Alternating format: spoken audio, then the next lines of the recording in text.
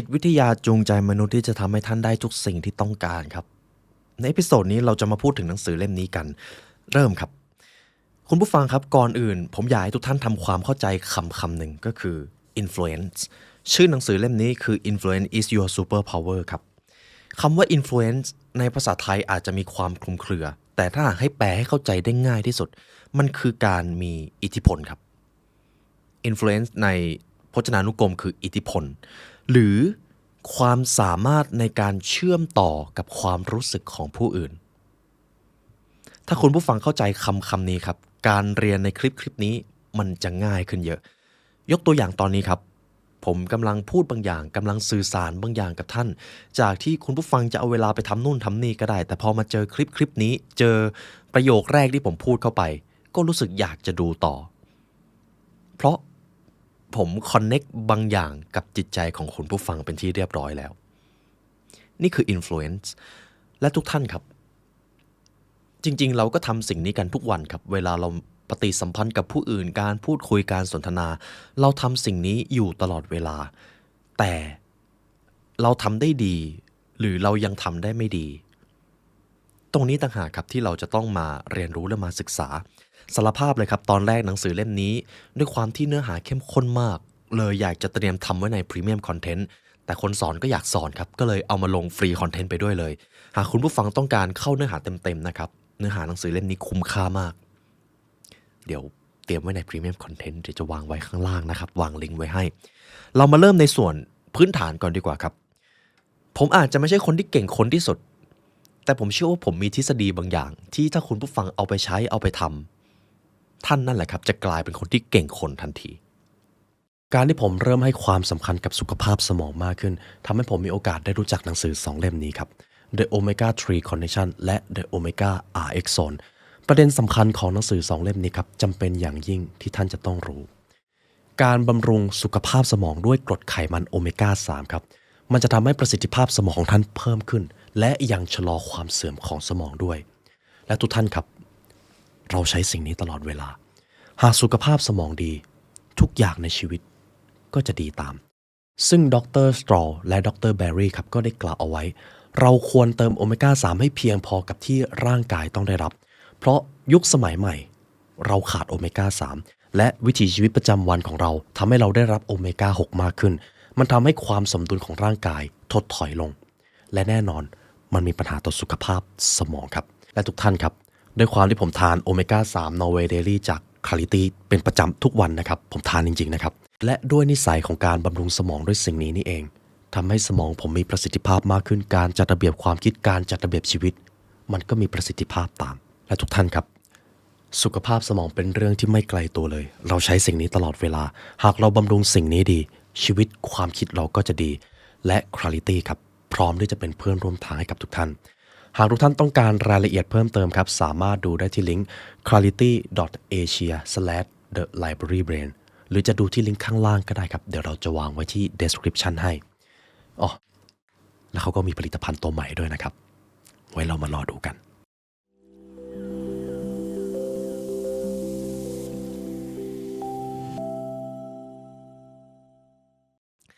เราจะมาเรียนรู้ตัวแรกครับ Chapter 1 How to be the one people want to say yes to วิธีเป็นคนที่ทุกคนยอมรับถามคุณผู้ฟังตรงๆเลยแล้วกันครับคุณผู้ฟังอยากจะเป็นคนที่เวลาพูดอะไรคนก็อยากฟังไหมครับคุณอยากเป็นคนที่เวลาเจรจาเวลาต่อรองอะไรก็มีคนเชื่อใจแล้วอยากจะร่วมงานอยากได้แบบนั้นไหมครับหรือเวลาคุณผู้ฟังต้องการความช่วยเหลือทุกคนต่างก็เชื่อถือและก็อยากที่จะร่วมไม้ร่วมมือกับท่านอยากได้อะไรแบบนั้นไหมครับอยากอยู่แล้วครับผมเองก็อยากดังนั้นการที่จะทำให้คนคนหนึ่งถูกยอมรับมันจะต้องมีทฤษฎีบางอย่างแต่เราจะมาเริ่มที่ตรงนี้ครับ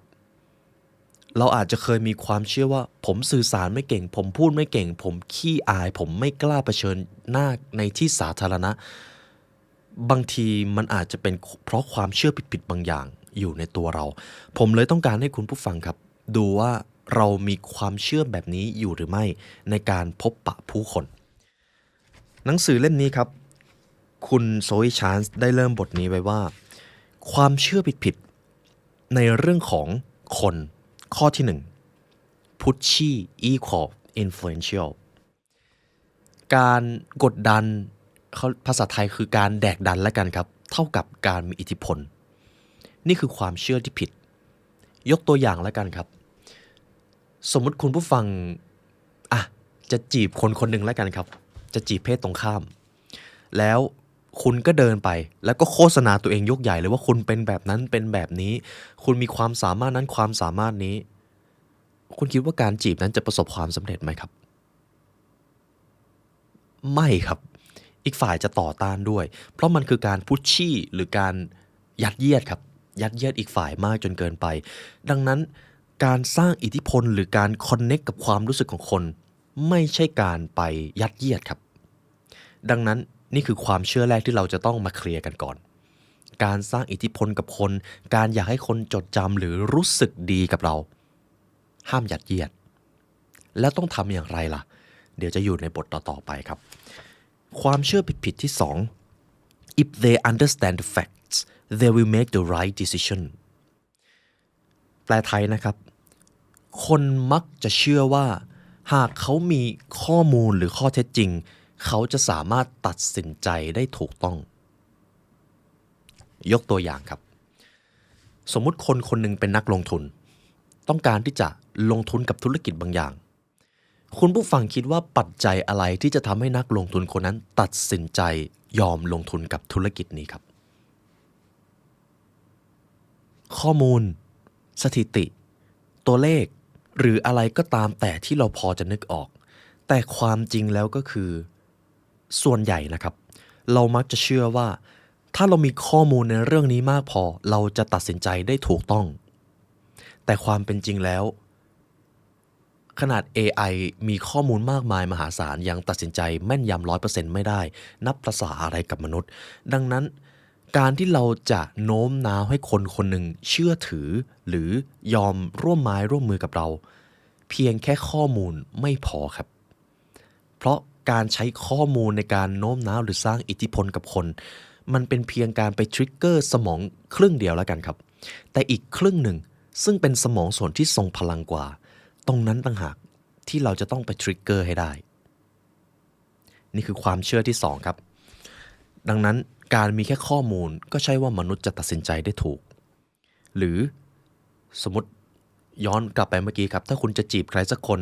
เพียงแค่คุณมีข้อมูลเพียงแค่คุณมีฐานะที่ดีเพียงอย่างเดียวก็ใช่ว่าคุณจะจีบและประสบความสำเร็จความเชื่อผิดๆที่3 people act on their values and their conscious decisions เรามักจะเชื่อกันว่ามนุษย์มักจะกระทำตามค่านิยมหรือตัดสินใจหรือกระทำสิ่งต่างๆด้วยการรู้ตัวแต่จริงๆแล้ว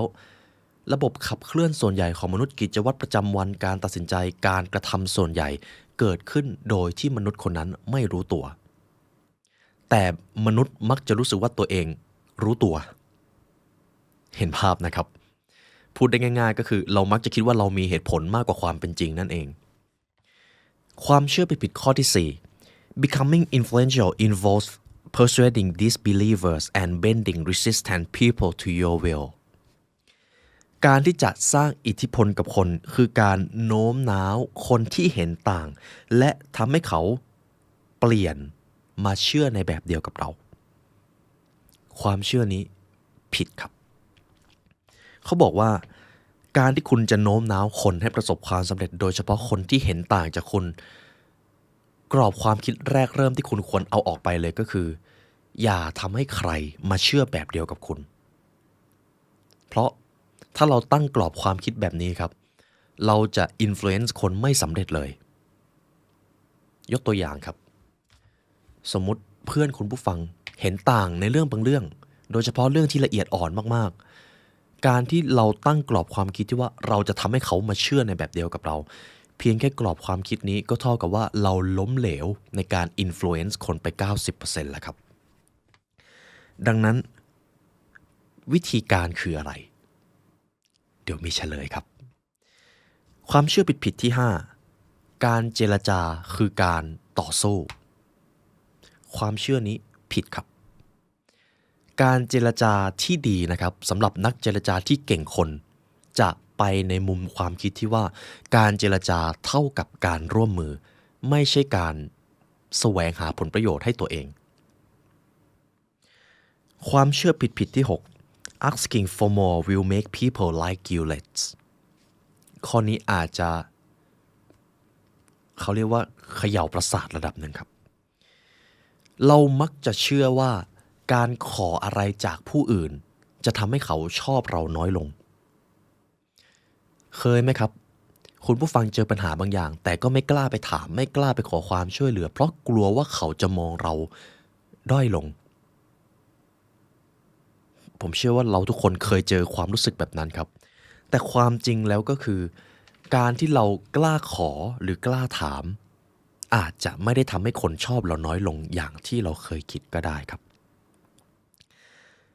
ความเชื่อผิดๆที่7 The most influential people can get anyone to do anything คนที่มีความสามารถในการ influence หรือสร้างอิทธิพลกับคนจะสามารถทำให้คนทำทุกอย่างที่เขาต้องการได้ความเชื่อนี้ผิดครับการ influence คนไม่ได้มีหลักการทำงานแบบนั้นเราไม่ได้ต้องการให้ทุกคนทำในสิ่งที่เราต้องการและจริงๆมันก็เป็นไปไม่ได้ด้วยเพียงแค่ว่ามันคือการเพิ่มแนวโน้มและเพิ่มความ connect ซึ่งกันและกันนั่นต่างหากคือการ influence ที่แท้จริงครับความเชื่อผิดๆที่8ครับอย่าลืมเช็คนะครับเรามีบางข้อหรือเปล่า You are a good judge of character and can spot a con a mile away ข้อนี้คือความจริงอันน่าเจ็บปวดครับมนุษย์มักจะเชื่อว่าตัวเองตัดสินผู้อื่นได้แม่นยำและสามารถที่จะคาดการณ์นิสัยหรืออดีตของคนคนนั้นได้เพียงการพบปะไม่กี่ครั้งแต่ความเป็นจริงแล้วครับคุณผู้ฟังเคยได้ยินเรื่องราวนี้ไหมครับของศาสตราจารย์แดเนียล คาห์เนแมนเขาลองเอาคนที่เป็นศาสตราจารย์เป็นผู้เชี่ยวชาญมาทำการตัดสินใจแล้วก็คาดคะเนผลลัพธ์ในอนาคตและผลลัพธ์ที่ได้ก็คือมนุษย์มีความสามารถในการคาดการณ์หรือคาดคะเนเทียบเท่ากับการเอาลิงชิมแปนซีมาปาลูกดอกก็คือไม่แม่นเลยนั่นเองมนุษย์มีความสามารถในการมโนเก่งมากครับส่วนจะแม่นหรือไม่แม่นอันนั้นอีกเรื่องหนึ่ง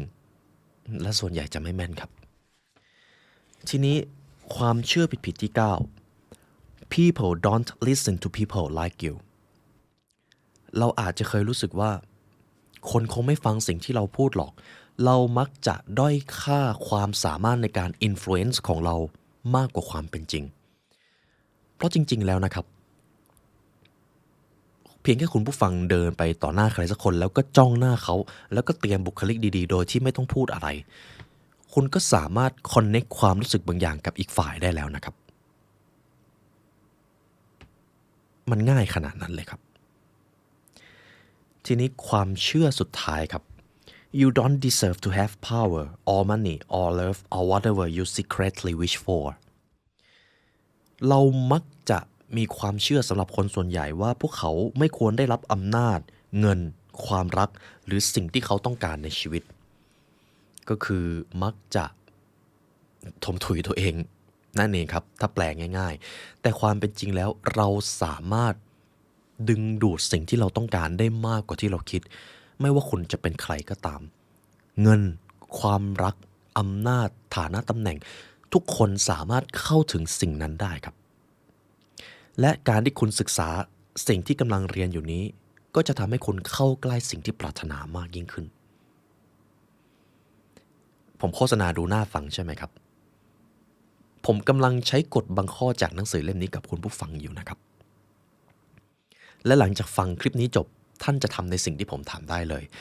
เอาล่ะครับจบที่เรื่องความเชื่อผิดๆคำถามต่อมาและถ้าเราอยากจะโน้มน้าวหรือสร้างอิทธิพลกับคนให้ประสบความสำเร็จถ้าวิธีที่ง่ายที่สุดและเริ่มได้ตอนนี้เลยคืออะไร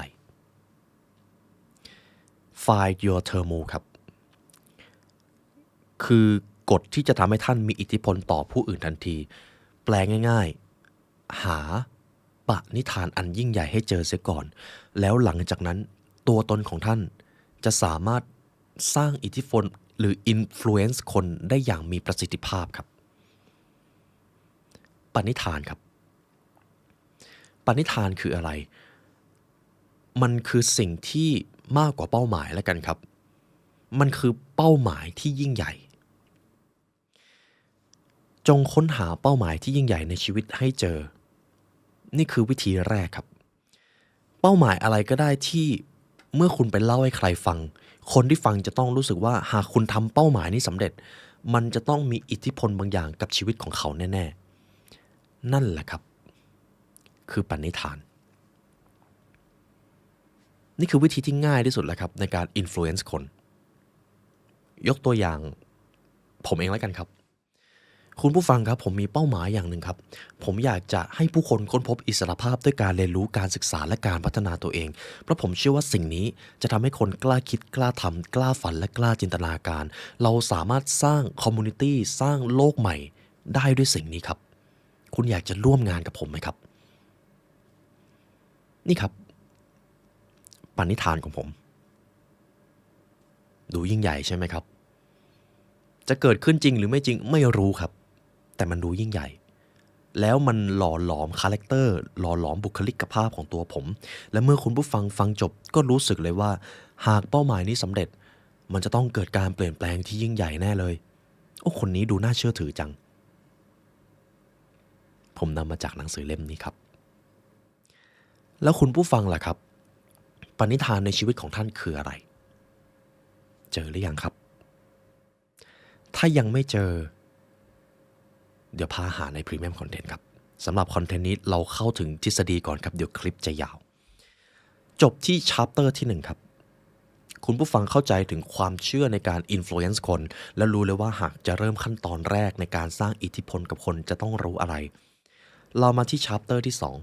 2ชัปเตอร์นี้ครับจะมีทฤษฎีของ neuroscience แทรกมาด้วยดังนั้นผมขออนุญาตให้คุณผู้ฟังหายใจเข้าลึกๆครับและหายใจออกยาว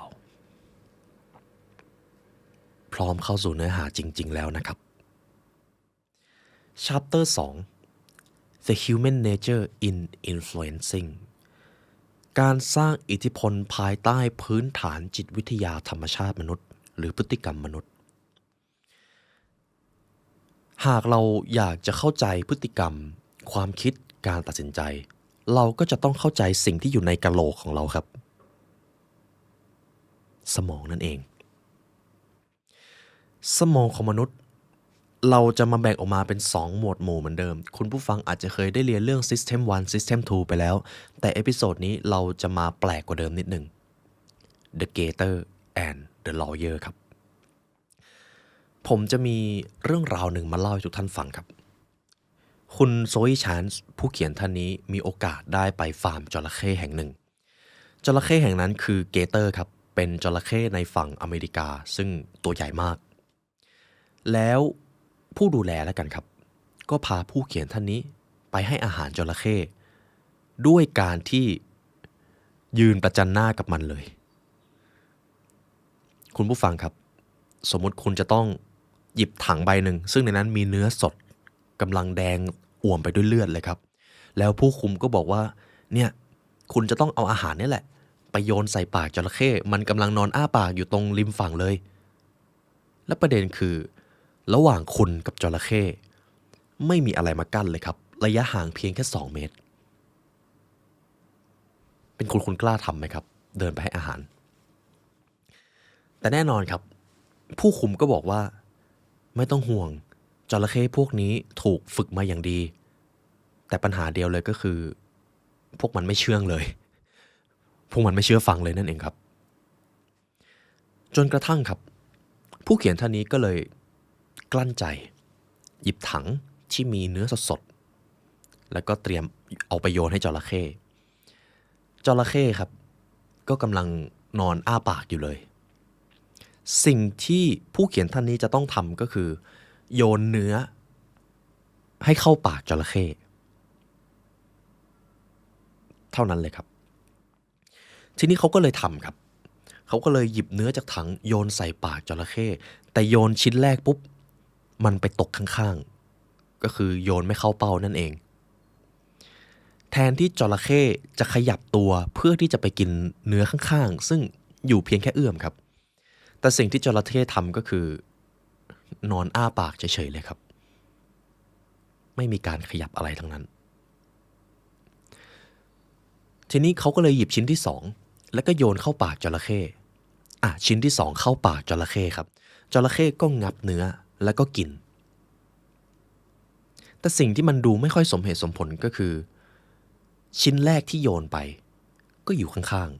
ๆแต่จระเข้ไม่คิดแม้แต่จะขยับตัวไปกินจนกระทั่งนกนางนวลนกต่างๆมากินเนื้อข้างๆจระเข้นั่นแหละครับเขาก็เลยได้ข้อสรุปอย่างหนึ่งเกี่ยวกับพฤติกรรมของจระเข้จระเข้เป็นสัตว์ดึกดำบรรพ์ซึ่งเขาไม่ได้มีความคิดเหมือนมนุษย์เขาไม่ได้คิดว่าจะต้องทำนู่นทำนี่ต้องทำ1 2 3ถึงจะได้4เขาคิดแค่ว่าจะเอาตัวรอดอย่างไรและทำยังไงให้ตัวเองสบายที่สุดมันก็เลยเป็นผลลัพธ์ของเจ้าจระเข้ครับถึงแม้อาหารจะตกข้างๆแต่มันไม่ได้เข้ากับตัวทริกเกอร์ที่ว่าง่ายที่สุดในขณะที่จระเข้รู้อยู่แล้วครับว่าถ้ามันนอนอ้าปากเฉยๆเดี๋ยวก็มีคนโยนอาหารเข้ามาถ้าอาหารไม่เข้าปากก็รอชิ้นต่อไปไม่ขยับตัวเพราะนี่มันคือวิธีที่ง่ายที่สุดและยังไงมันก็รอดอยู่แล้ววันๆจระเข้ก็คิดแต่เรื่องนี้ครับนี่คือที่มาของสมองเดอะเกเตอร์ครับทำยังไงก็ได้ให้ตัวเองมีชีวิตรอดได้เร็วที่สุดและก็ขอวิธีที่ง่ายที่สุดเปรียบเสมือนสมองมนุษย์ในส่วนของสัญชาตญาณครับเรามีสมองส่วนนี้อยู่เป็นสมองส่วนที่เก่าแก่ที่สุดก็คือลิมบิกและเรปทิเลียนนั่นเองสมองทั้งสองส่วนนี้เกี่ยวข้องกับการเอาตัวรอดเกี่ยวข้องกับอารมณ์ไม่ค่อยคิดเรื่องเป็นเหตุเป็นผลการวางเป้าหมายระยะยาวนี่แทบไม่ต้องพูดถึงสมองเดอะเกเตอร์ของมนุษย์เนี่ยแหละครับคือสิ่งที่ทรงพลังและขับเคลื่อนสิ่งต่างๆที่เกิดขึ้นในยามที่เราไม่รู้ตัวคุณผู้ฟังเข้าใจสมองเดอะเกเตอร์แล้วนะครับทีนี้มาดูฝั่งสมองเดอะลอเยอร์สมองเดอะลอเยอร์ก็คือนีโอคอร์เท็กซ์นี่เองครับที่คิดในเรื่องของเหตุผลตรรกะบวก1บวก1ได้เท่าไหร่ครับได้2อันนี้ยังง่ายอยู่เดอะเกเตอร์ยังมาทำงานได้300บวก453ได้เท่าไหร่ครับ753ใช่ไหมครับ977บวก926ได้เท่าไหร่ครับพอโจทย์เริ่มยากเดอะเกเตอร์เริ่มไม่มายุ่งแล้วครับเริ่มใช้สมองเดอะลอเยอร์แทนนี่แหละครับคือรูปแบบการทำงานสมองมนุษย์และถึงอย่างไรก็ตามเดอะเกเตอร์จะถูกใช้เสียเป็นส่วนใหญ่เพราะมันง่ายเร็วที่สุดธรรมชาติชีววิทยาของมนุษย์หรือของสิ่งมีชีวิตชอบอะไรแบบนี้ครับง่ายๆเร็วๆแล้วก็รอดแต่บางทีมันก็จะก่อให้เกิดปัญหาทีนี้เพื่อที่จะให้คุณผู้ฟังรับรู้ถึงความรู้สึกการทำงานของสมองแต่ละ2แบบมากขึ้นผมขออนุญาตให้คุณผู้ฟังดูภาพนี้ครับเราจะมาฝึกสมองเดอะเกเตอร์กันครับในส่วนแรกผมขอให้คุณผู้ฟังอ่านตัวอักษรได้เลยครับคำแรกคือ gray คำที่2คืออะไรครับ black white อ่านตัวอักษรครับและทีนี้พอคุณผู้ฟังได้อ่านจบแล้วนะครับเราจะมาฝึกสมองเดอะลอเยอร์กันผมขอให้คุณผู้ฟังตอบสีที่อยู่ในตัวอักษรอย่างตัวแรกคือ black ครับตัวที่2คือ white ตัวที่3คือ gray ตัวที่4คือ black ทำจนจบเลยครับ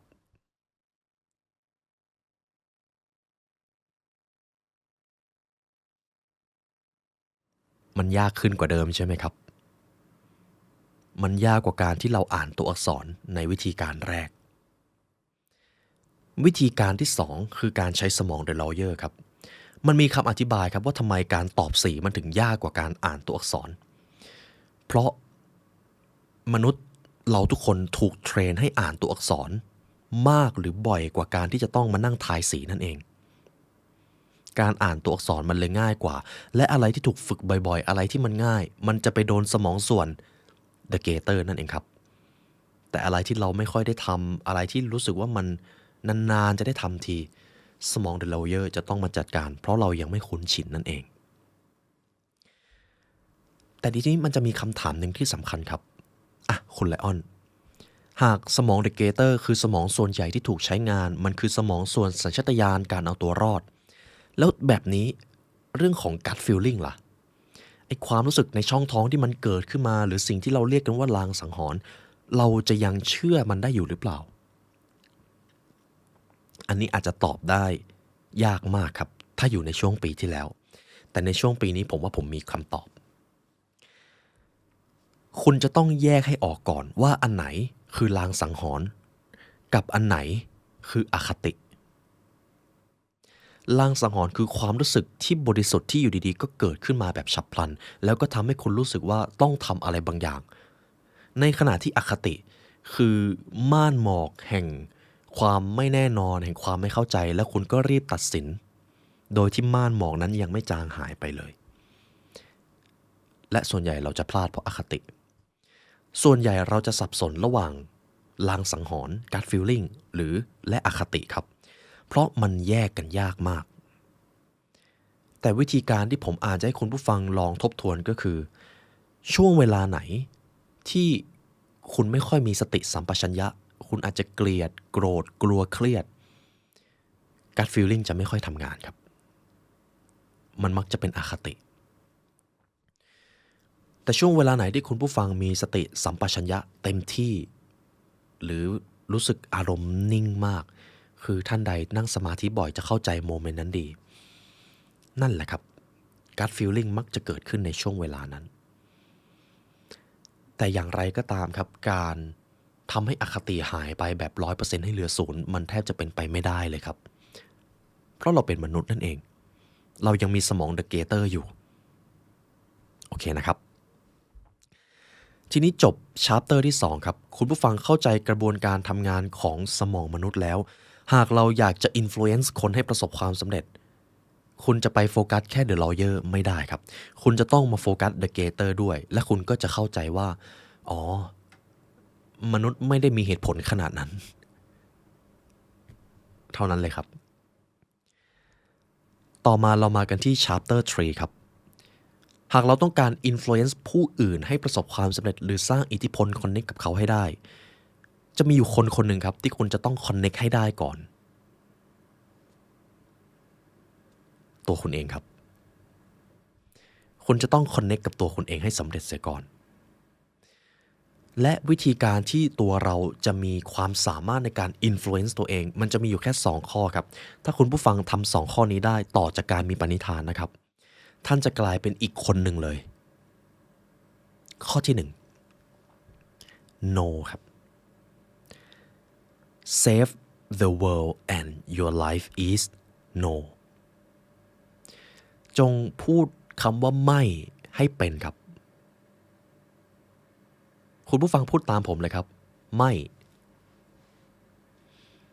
ที่แปลว่าปฏิเสธนะครับไม่ใช่ไม่เกรียมพูดได้อีกอย่างครับ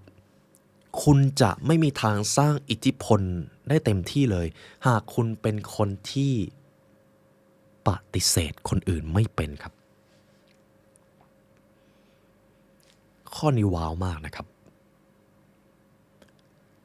หากมี10 คนจะมีอยู่8 คนที่มีปัญหาเรื่องการปฏิเสธผู้อื่นไม่เป็นกลัวการปฏิเสธผู้อื่นถึงแม้ว่าเขาจะไม่ได้อยากทำสิ่งนั้นแต่ก็ไม่รู้จะปฏิเสธอย่างไรสุดท้ายก็ต้องทำมีคนมาอยากให้ช่วยอะไรบางอย่างถึงแม้ว่าตัวเองจะยุ่งมากเลยแต่เพราะความปฏิเสธไม่เป็นก็เลยจะต้องไปช่วยสารภาพนะครับคุณผู้ฟังเองก็เจอปัญหานี้อยู่การปฏิเสธคนมันมีความท้าทายกว่าที่เราคิดแต่กฎข้อแรกในการ influence yourself หรือสร้างอิทธิพลกับตัวท่านคือการปฏิเสธสิ่งที่ท่านไม่ต้องการให้เป็นครับผมจะมีรูปแบบวิธีการปฏิเสธครับแต่ผมจะมี challenge หนึ่งให้คุณผู้ฟังลองทำจากวินาทีนี้และต่อไปอีก24 ชั่วโมงผมขอให้คุณผู้ฟังครับปฏิเสธคำร้องขอทุกอย่างมีคนไม่ให้ช่วยงานหาวิธีปฏิเสธมีโปรโมชั่นจากองค์กรหรือธุรกิจบางอย่างปฏิเสธไม่ซื้อ มีป้ายเซลล์ตัวเบ้อเร่อเลยไม่ซื้อปฏิเสธสำหรับ24 ชั่วโมงต่อจากนี้มีคนต้องการเวลาจากท่านปฏิเสธแล้วคุณจะรู้เลยครับว่าการฝึกปฏิเสธบ่อยๆมันจะเปลี่ยนแปลงคาแรคเตอร์ตัวท่านเองครับอย่างแรกเลยคือเราจะมีจุดยืนมากขึ้นครับและทีนี้เพื่อเป็นตัวช่วยแล้วกันครับสมมติมีใครมาขออะไรสักอย่างแล้วไม่รู้ว่าจะปฏิเสธอย่างไรต่อจากนี้คือสิ่งที่เรียกว่า agreement frame ครับรูปแบบการปฏิเสธสมมติมีคนคนหนึ่งมาต้องการให้ผมช่วยงานบางอย่างและผมรู้ว่าผมจำเป็นต้องปฏิเสธการที่ผมจะบอกว่าไม่ทำไม่เอาก็อาจจะเป็นการทำลายความสัมพันธ์ไปหน่อยแต่ผมจะใช้เทคนิคนี้ครับดูวิธีการของผมนะครับขอบคุณมากเลยครับสำหรับการไว้วางใจให้ผมช่วยเหลืองานนี้และตอนนี้เองผมกำลังมีงานที่ต้องทำและต้องรีบส่งเอาแบบนี้ไหมครับไว้ผมอาจจะพอหาคนมาช่วยเหลือได้หรืออย่างน้อยในตอนนี้ผมอาจจะพอให้คำแนะนำได้บ้างแบบนี้แทนได้ไหมครับหรือจะปิดท้ายด้วยคำว่าเพราะตอนนี้ผมยังไม่สะดวกจริงๆมันก็คือหนึ่งในรูปแบบการปฏิเสธครับมีอยู่3ส่วนแรกก็คือ appreciate ขอบคุณก่อนโอ้เขาอุตส่าห์มาขอความช่วยเหลือกับเราขอบคุณมากเลยครับที่ไว้วางใจให้ผมช่วยเหลืองานนี้และห้ามต่อประโยคด้วยคำว่าแต่ครับให้ต่อประโยคด้วยคำว่าและหรือทีนี้หรือและตอนนี้ผมกำลังมีงานยุ่งและต้องส่งให้ทันเดดไลน์ภายในระยะเวลาอันสั้นดังนั้นผมจะต่อประโยคได้ดังนั้นไว้ถ้าผมสะดวกเดี๋ยวผมบอกนะครับแต่ตอนนี้ยังไม่สะดวกจริงๆหรือให้ความช่วยเหลือไปเลยอีกแบบหนึ่งเปลี่ยนเกมครับดังนั้นเดี๋ยวผมอาจจะพอหาคนที่พอจะแนะนำคุณได้บ้างนะครับเอาแบบนี้แทนดีไหมครับมีแค่3ส่วนครับส่วนแรกขอบคุณส่วนที่2เล่าว่าคุณกำลังเจออะไรอยู่และส่วนที่3สร้างทางเลือกใหม่มีแค่3ส่วนครับนี่คือ agreement frame แน่นอนครับว่ามันจะต้องฝึกระดับหนึ่งในองค์กร The Library Learn เวลาเราเทรนนิ่งกันก็จะมีการฝึกเรื่องนี้ด้วยครับเพราะการปฏิเสธคนให้เป็นคือศิลปะที่สำคัญครับทีนี้คุณผู้ฟังเข้าใจทฤษฎีแรกแล้วนะครับการจะ influence ตัวเองให้ได้ก่อนคุณจะต้องเป็นคนที่สามารถปฏิเสธสิ่งที่ตัวเองไม่ต้องการมันคือการกำหนดขอบเขตเดิมทีนี้เมื่อคุณผู้ฟังปฏิเสธคนอื่นเป็นแล้วต่อไปจะเจอโจทย์ที่ยากกว่าเดิมครับคุณจะต้องเป็นคนถูกปฏิเสธให้เป็นครับทฤษฎีที่2การที่เราจะมีจุดยืนในชีวิตเป็นคนที่สามารถ influence ทั้งตัวเองและผู้อื่นได้คุณจะต้องยอมรับคำปฏิเสธอย่างสง่างามให้เป็นครับสำคัญมากนะครับคนที่หวาดกลัวไม่กล้าทำสิ่งใหม่ๆไม่กล้าโน้มน้าวไม่กล้าพบปะผู้คนลึกๆแล้วก็เป็นเพราะเขากลัวที่จะถูกปฏิเสธกลัวคนอื่นไม่คุยด้วยกลัวคนอื่นไม่ยอมรับกลัวคนอื่นวิพากษ์วิจารณ์ในทางที่ไม่ดีกลัวคนอื่นไม่ตอบรับข้อเสนอมันคือการกลัวการถูกปฏิเสธและคุณผู้ฟังลองคิดดูสิครับถ้าคุณสามารถเลิกกลัวสิ่งนี้ได้มันจะเป็นอย่างไรผมเลยจะยกกรณีศึกษามาให้นะครับสมมุติผมหยิบแบงค์พันมาใบหนึ่งแล้วผมยื่นให้คุณผู้ฟังแล้วก็ถามว่าถ้าคุณผู้ฟังจะโน้มน้าวให้ผมเอาแบงค์พันนี้ให้กับคุณคุณจะทำอย่างไรครับทำจริงๆได้เลยนะครับผมยื่นแบงค์พันให้คุณผู้ฟังแล้วก็ให้โจทย์ครับทำยังไงก็ได้ให้ผมเนี่ยยอมเอาแบงค์พันเนี่ยให้คุณจริงๆคุณผู้ฟังจะโน้มน้าวหรือจูงใจผมอย่างไรบ้างครับ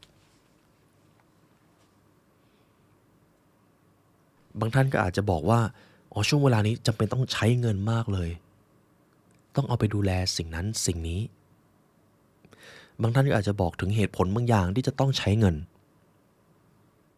หรืออาจจะบอกว่าถ้าคุณให้เงินนี้ผมจะเอาไปลงทุนสิ่งนั้นสิ่งนี้แต่มันจะมีวิธีหนึ่งครับในการที่เราจะได้สิ่งที่เราต้องการมาแล้วมันง่ายมากครับ ทฤษฎีที่2 just ask แค่ขอครับประสบการณ์ของผู้เขียนท่านนี้ก็คือเขาให้โจทย์แบบเดียวกับที่ผมให้เลยครับแล้วผู้ที่ได้รับโจทย์ก็พยายามโน้มน้าวพยายามจูงใจให้คุณโซอี้เอาเงินนี้ให้แต่ประเด็นคือเขาไม่ได้ขอครับเขาแค่โน้มน้าวพูดได้ง่ายๆก็คือหากเราต้องการอะไรสักอย่างเราควรขอครับไม่ใช่ไปบังคับไม่ใช่ไปโน้มน้าวข้อนี้สำคัญมากคุณผู้ฟังเคยอยากที่จะโน้มน้าวให้ใครทำอะไรสักอย่างไหมครับใช้วิธีการแล้ววิธีการเล่าแต่ไม่ได้ผลบางทีอาจจะเป็นเพราะก็คุณไม่ได้ขอเขาตรงๆสมมุติแล้วกันครับผมว่าอันนี้น่าจะเป็นประสบการณ์ที่หลายท่านจะได้เจอการขอขึ้นเงินเดือนสมมุติเราจะขอหัวหน้าขึ้นเงินเดือนเราอาจจะยกข้อมูลอาจจะยกรูปแบบการโน้มน้าวต่างๆมาถ้าผมได้รับเงินจำนวนนี้ผมจะทำนั่นนู่นนี่แต่บางทีเราอาจจะลืมปิดประโยคไปได้ว่าผมขอรายได้จำนวนนี้จะได้ไหมครับการปิดท้ายด้วยการขอครับมันคือการส่งมอบความจริงใจให้เขาแต่ถ้าเราไม่ได้ปิดประโยคด้วยการขอครับมีแต่การโน้มน้าวส่วนใหญ่มันจะไม่ได้ผลครับมันจะเป็นการไปยัดเยียดและการยัดเยียดก็ไม่ใช่การสร้างอิทธิพลนั่นเองดังนั้น just ask ครับหากต้องการให้ใครทำอะไรสักอย่างให้กับเราแค่ขอครับทำแบบนั้นแบบนี้ให้หน่อยได้ไหมครับแค่ขอเอาละครับเราจบเรื่อง chapter ที่3เพียงแค่2ทฤษฎีนี้คุณผู้ฟังก็เป็นคนที่มีความสามารถในการมีจุดยืนให้ตัวเองเป็นคนที่มีบุคลิกภาพที่สามารถ influence คนได้แล้วต่อไป chapter ที่4เราจะมา influence คนจริงๆผ่าน charisma ครับเสน่ห์คุณผู้ฟังเชื่อผมไหมครับว่าจริงๆแล้วคุณที่กำลังฟังผมครับคุณสามารถเป็นคนที่มีเสน่ห์เย้ายวนเกินต้านทานได้ไม่ว่าคุณจะเป็นใครครับคุณสามารถมีสิ่งนั้นได้ครับเพราะหากเราพูดถึงเรื่องของเสน่ห์ส่วนใหญ่เราก็มักจะคิดถึงรูปลักษณ์ภายนอกหน้าตาการแต่งกายถูกต้องไหมครับซึ่งมันก็ไม่ใช่เรื่องผิดครับแต่ทีนี้ลองดูผมเป็นตัวอย่างแล้วกันครับผมอาจจะแต่งตัวมาดีวันนี้ผมอาจจะทำผมทำหน้ามาดีแต่ผมพูดไม่ได้เลยบุคลิกผมก็ดูไม่น่าประทับใจด้วยผมดูนอนน้อยผมดูเพลียด้วยเสน่ห์ผมก็จะหายไปถูกต้องไหมครับมันมีปัจจัยหลายอย่างมากที่จะส่งอิทธิพลต่อเสน่ห์ในตัวเราเสน่ห์ในตัวเราคือสิ่งที่มีอิทธิพลกับผู้อื่นโดยตรงและ4ทฤษฎีนี้ครับจะทำให้ท่านเป็นคนที่มีเสน่ห์จะสร้าง first impression ก็ง่ายจะเจรจาต่อรองอะไรก็ได้รับความเชื่อถือจะพูดคุยสนทนากับใครเขาก็อยากที่จะคุยกับท่านอยากได้ไหมครับทฤษฎีที่1 trying to be charismatic always have the opposite effect กฎข้อนี้สำคัญมากครับการพยายามที่จะเป็นคนมีเสน่ห์จะทำให้ผลลัพธ์ถดถอยลงครับยังจำประโยคแรกหรือกฎข้อแรกได้ไหมครับการยัดเยียดไม่ใช่การสร้างอิทธิพลไม่ใช่การคอนเนคกับผู้อื่นหากคุณอยากจะจีบใครแล้วคุณเอาแต่โฆษณาตัวเองเอาแต่พยายามบอกว่าคุณเนี่ยมีเสน่ห์ขนาดนี้เลยนะผลลัพธ์ก็คือเสน่ห์คุณจะดรอปลงวงเล็บครับมหาศาลดังนั้นครับการที่จะเป็นคนมีเสน่ห์ก็คือคุณต้องไม่พยายามมีเสน่ห์นั่นเองมันง่ายๆแค่นั้นเลยครับเดี๋ยวมันจะมีวิธีที่เป็นรูปธรรมมากกว่านี้ครับแต่เราขอแค่เข้าใจความเป็นนามธรรมตรงนี้ก่อนการพยายามที่จะไม่เป็นคนมีเสน่ห์เป็นอย่างไรดูตอนนี้ก็ได้ครับ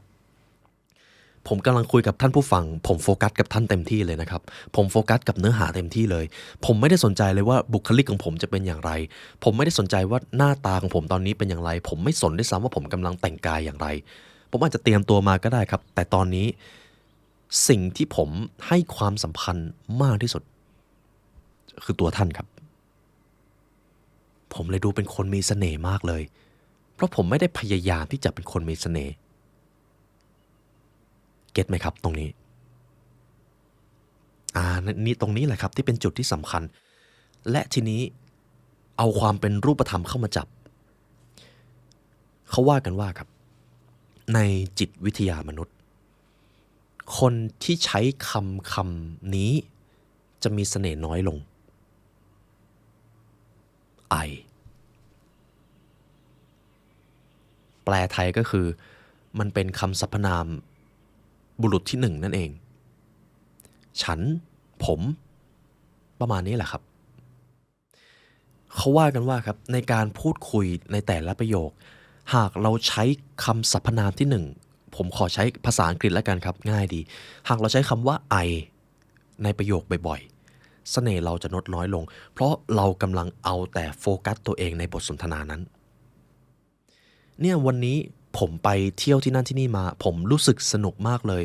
ผมกำลังอัดพอดแคสต์อยู่ในตอนนี้และเดี๋ยวผมจะไปทำงานต่อ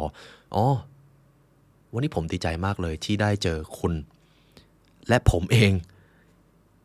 ลองสังเกตประโยคชุดเมื่อกี้ครับผมกำลังใช้คำสรรพนามบุรุษที่หนึ่งเยอะมากนี่ก็คือหนึ่งในการทำลายเสน่ห์ตัวเองครับเพราะในจิตวิทยาเชิงอำนาจของมนุษย์คนที่มีจุดยืนคนที่มีอำนาจจะใช้คำสรรพนามบุรุษที่หนึ่งน้อยมากครับเขาอาจจะใช้คำว่าเราอาจจะใช้คำสรรพนามบุรุษที่หนึ่งบ้างครับแต่น้อยและส่วนใหญ่คนที่เก่งคนจะพยายามเปลี่ยนบทสนทนาเป็นการชี้ไปที่บุรุษที่สองก็คือคุณท่านหรือชื่ออีกฝ่ายประมาณนี้ครับการใช้คำพูดเปลี่ยนบริบทเปลี่ยนเสน่ห์ในตัวเรามหาศาลและการโฟกัสแต่ตัวฉันในบทสนทนาพูดอีกอย่างครับ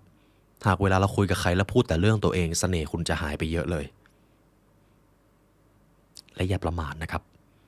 คนส่วนใหญ่มักจะประเมินว่าตัวเองเป็นคนสนทนาดีสนทนาเก่งแต่ถ้าลองแผ่บทสนทนาออกมาจริงๆเราจะพบครับคนส่วนใหญ่พูดเรื่องตัวเอง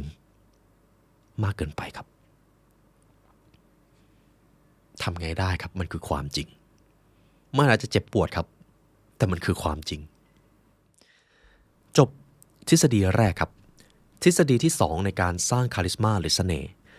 You attract other people's attention by giving them yours ข้อนี้ล้ำค่ามากนะครับเป็นคีย์ที่แพงมากสำหรับคลิปนี้วิธีการดึงดูดคนหรือสร้างเสน่ห์ให้คนสนใจเรามากและเป็นวิธีที่ทรงพลังที่สุดคือการมอบสิ่งนั้นให้กับพวกเขาก่อนสมมติคุณผู้ฟังอยากจะให้ใครมาสนใจท่านอยากจะเห็นว่าท่านเนี่ยเป็นคนมีเสน่ห์ท่านก็จะต้องมอบความสนใจจากตัวท่านเองไปให้เขาและก็ทำให้เขารู้สึกว่าเขาเป็นคนมีเสน่ห์และท่านก็ยอมรับในเรื่องนั้นหากคุณผู้ฟังทำแบบนี้ได้คุณจะกลายเป็นคนที่มีเสน่ห์ในสายตาเขาด้วยครับให้มาให้กลับคุณสามารถเอากฎข้อนี้ไปใช้ได้นะครับโดยเฉพาะในงานสังสรรค์งานพบปะอย่าไปในงานสังคมแล้วก็ยืนอยู่คนเดียวครับเข้าหาคนทำให้เขารู้สึกว่าพวกเขาเป็นคนมีเสน่ห์คุณสนใจในเรื่องราวของพวกเขามากเลยและคุณก็จะได้สิ่งนั้นกลับมาครับทฤษฎีที่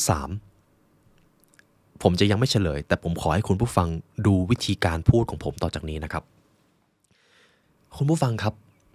สำหรับคลิปนี้ครับเรากำลังเรียนเรื่องของการ influence คนจากหนังสือ Influence is your superpower และผมเชื่อเลยครับว่ามันกำลังทำให้คุณผู้ฟังรู้สึกว่าตัวเองกำลังเก่งคนมากขึ้นจริงไหมครับอันนี้คือวิธีการสื่อสารแบบที่1แต่ทีนี้เปลี่ยนวิธีที่2ครับคุณผู้ฟังครับในเอพิโซดนี้เรากำลังเรียนเรื่องของการสร้างอิทธิพลกับคนหรือการ influence และผมเชื่อเลยครับ ในช่วงเวลาที่คุณผู้ฟังกำลังฟังมาจนถึงตอนนี้คุณกำลังรู้สึกว่าคุณไม่กลัวคนแล้วกล้าที่จะเผชิญหน้ากับคนมากขึ้นจริงไหมครับรู้สึกแตกต่างกันไหมครับเฉลยทฤษฎีที่3 relaxing your voice is marker การผ่อนคลายเสียงให้ทุ้มลงคือกุญแจสำคัญในการที่จะทำให้คุณเป็นคนมีเสน่ห์ขึ้นครับเสียงที่ทุ้มและมีจังหวะจะโคนแล้วก็พูดชัดจะเสริมเสน่ห์และบารมีให้ท่านครับผมจะยกตัวอย่างกรณีศึกษาจากคนที่ใช้เรื่องนี้ได้ดีมากแต่เผอิญว่าเขาเป็นอาชญากรทางธุรกิจแล้วกันครับคุณอลิซาเบธโฮมส์ครับหากคุณผู้ฟังยังจำคดีเคสที่ใหญ่มากในเรื่องของวงการยาก็คือเทอร์ลานอสคุณอลิซาเบธโฮมส์ครับได้ทำการคิดค้นผลิตภัณฑ์มาตัวหนึ่งซึ่งว่ากันว่าหากตรวจเลือดใครก็ตามเพียงแค่ไม่กี่หยดก็สามารถบอกสุขภาพโดยรวมของคนคนนั้นได้เลยซึ่งมันเป็นนวัตกรรมที่ว้าวมากนะครับเพราะถ้าท่านจะไปตรวจสุขภาพท่านจะต้องโดนคุณหมอจิ้มยาที่แขนแล้วก็หยิบเลือดออกมาแต่สำหรับคุณอลิซาเบธโฮมครับเขาโฆษณาเลยว่าแค่หยดเดียวพอตรวจทุกอย่างได้เลยเราก็คงรู้สึกว่าว้าวมัน Amazing มากเลยมันดูยิ่งใหญ่มันจะต้องเป็นนวัตกรรมใหม่ในวงการแพทย์แน่ๆแต่ตอนนี้เราก็รู้กันแล้วครับว่ามันเป็นเรื่องโกหกแต่สิ่งที่น่าสนใจมากเลยก็คือคุณอลิซาเบธโฮมครับเขาสามารถทำให้นักลงทุนหมอที่มีเหตุผลต้องใช้งานวิจัยในการอ้างอิงและการโน้มน้าวพวกเขาแต่ด้วยความที่คุณอลิซาเบธโฮมมีวิธีการบางอย่างเขาสามารถทำให้นักลงทุนที่ฉลาดคุณหมอที่เก่งเน้นข้อมูลรวมไปถึงรัฐบาลเชื่อได้ครับแล้วเขาก็ไปดูวิธีการที่คุณอลิซาเบธโฮมใช้หนึ่งในวิธีที่เขาใช้ก็คือเขาทำเสียงของตัวเองครับให้ทุ้มลงในทุกๆการสื่อสารในการอภิปรายเขาก็เลยจับสังเกตตรงนี้ได้ว่าปกติแล้วคุณอลิซาเบธโฮมไม่ใช่คนเสียงแบบนี้แต่เหมือนกับว่าเขาพยายามทำให้เสียงตัวเองทุ้มต่ำลงเวลาพิชธุรกิจหรือเวลานำเสนอธุรกิจของตัวเองแล้วมันเป็นส่วนที่สำคัญมากครับในการที่ทำให้คุณอลิซาเบธโฮมได้รับความน่าเชื่อถือถึงแม้เขาจะถูกจับในช่วงสุดท้ายก็ตามแต่เราก็ได้เห็นแล้วครับการใช้โทนเสียงที่ทุ้มแล้วก็รีแลกซ์ผ่อนคลายมันมีอิทธิพลกับเสน่ห์ในตัวเราขนาดไหนอย่างที่ผมใช้ตอนนี้ครับผมก็ใช้เสียงของตัวเองจริงๆผมผ่อนคลายคอตัวเองผ่อนคลายหน้าตัวเองเต็มที่ผ่อนคลายบุคลิกภาพด้วยและมันมีผลกับเสียงนี่คือเคล็ดลับการใช้เสียงชั้นยอดนะครับคุณผู้ฟังลองทุกครั้งเวลาเราจะสื่อสารกับใครแล้วอยากจะ influence เขาผ่อนคลายครับผ่อนคลายคอผ่อนคลายเสียงไม่ต้องใช้เสียงสูงปิดท้ายด้วยเสียงโทนต่ำถ้าตรงนี้จะลงลึกเดี๋ยวมันจะกลายเป็นคอร์ส storytelling ครับทีนี้เราจบทฤษฎีที่3ครับ relaxing your voice ต่อไปทฤษฎีสุดท้ายครับ to connect with many people just connect with one หากคุณผู้ฟังต้องพูดในที่สาธารณะจะต้องพูดในคนกลุ่มใหญ่คุณอยากจะทำให้พวกเขาคอนเนคกับคุณไหมครับแน่นอนครับว่าอยากวิธีการที่ทรงพลังก็คือหากคุณสามารถคอนเนคได้กับใครสักคนหนึ่งในกลุ่มนั้นคุณก็จะกลายเป็นคนที่มีเสน่ห์ขึ้นในสายตาของคนทั้งกลุ่มครับยกตัวอย่างวิธีที่ผมใช้เวลาต้องไปสัมมนาในการบรรยายแล้วกันครับผมจะเอาส่วนของ Course Storytelling มาเล่าให้ฟังเทคนิคที่ผมมักจะใช้เมื่อก่อนนะครับเวลามีคนกำลังนั่งอยู่ผมจะโฟกัสเลยใครเป็นคนที่ดูแล้วสนใจเรียนมากที่สุดหรือกระตือรือร้นมากที่สุดเขาอาจจะพยักหน้าทุกครั้งเวลาผมพูดเขาอาจจะยิ้มเขาอาจจะปรบมือทุกครั้งเวลาผมสื่อสารอะไร และในการบรรยายนั่นแหละครับผมจะโฟกัสกับคนคนนั้นมากเป็นพิเศษแล้วการที่ผมใช้เทคนิคนี้ครับมันทำให้ผมมีความกระตือรือร้นไปด้วยเพราะคนที่ผมโฟกัสอยู่เป็นคนที่มีความกระตือรือร้นมันก็เพิ่มเสน่ห์ในตัวผมในสายตาของคนทั้งห้องอันนี้คือขั้นเบสิกครับแต่ถ้าเป็นขั้นแอดวานซ์ครับก็คือคุณเจนสนามและคุณเป็นคนที่ไม่กลัวไม่ตื่นเวทีแล้วผมก็จะเปลี่ยนไปโฟกัสคนที่ดูเฉื่อยชาดูกระตือรือร้นน้อยที่สุด